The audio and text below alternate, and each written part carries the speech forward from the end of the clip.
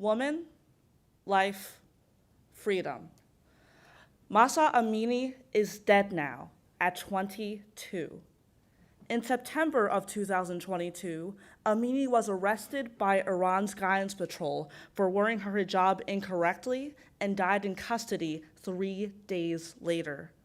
Law enforcement stated that she had a heart attack and fell into a coma before being transferred to the hospital, but forensic reports and eyewitnesses of her arrest tell a different story about her broken skull.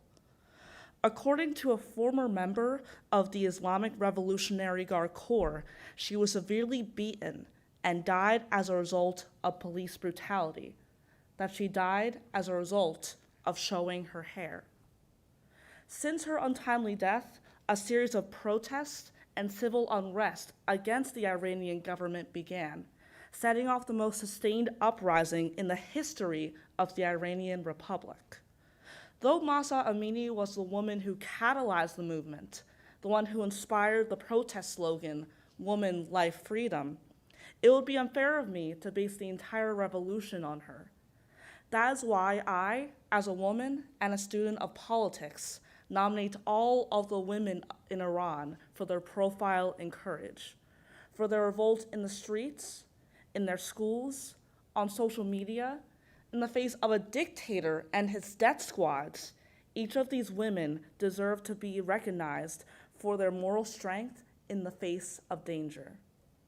In order to properly recognize these women, we must answer these 3 questions. 1, what are the mandates in Iran? 2, why are women dying over them? And 3, why don't we know more about it? So what are the mandates of Iran? According to Amnesty International, Iranian law states that anyone who explicitly violates any religious taboo in public will be imprisoned. In practice, this has meant a compulsory hijab mandate for the women of Iran since the Islamic Revolution of 1979. In some cases, women like Mahsa Amini are sent to a guidance center to be taught how to dress appropriately.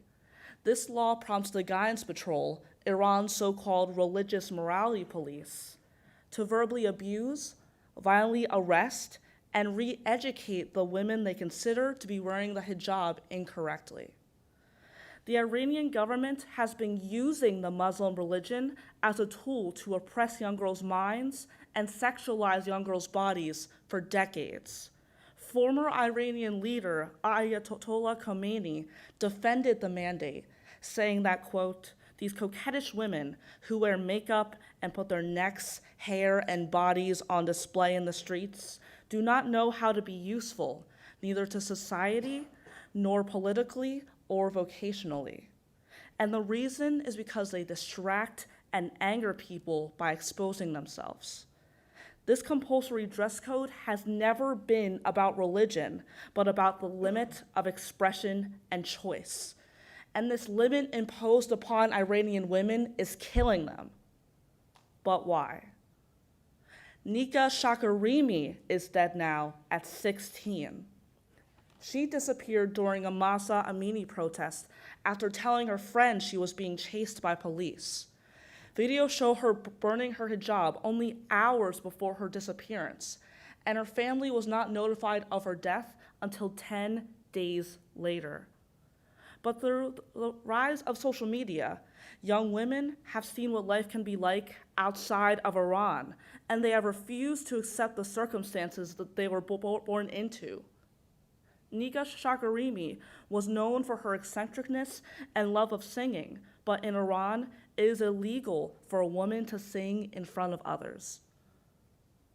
According to Iranian officials, the average age of arrested protesters is estimated to be 15 years old.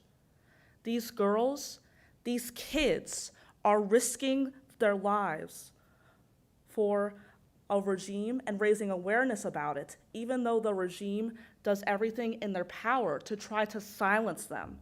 Their defiance is admirable and insurmountable, and the establishment that should be protecting them will not leave them alone.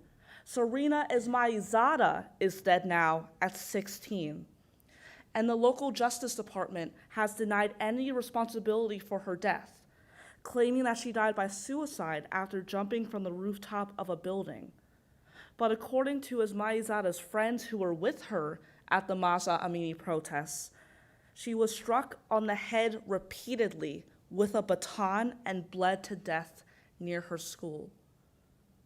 In a video on Ismailzada's YouTube channel, she asks, "Why aren't we having fun like the young people in New York and Los Angeles?" So why do we not know more about this crisis? Part of the reason that these women are not recognized comes from the Iranian government's method of containment, internet blackouts, which makes human rights violations difficult to document and record. But somehow these women and girls continue to trend hashtags and shave their heads and chant "death to dictator." Despite all of these murders of girls just like them, they have continued to persist until their struggles reached international acclaim. Alerts of the crisis managed to reach the United States government in late October of 2022. And the United States released a statement condemning the blackouts and putting sanctions on Iran's morality police.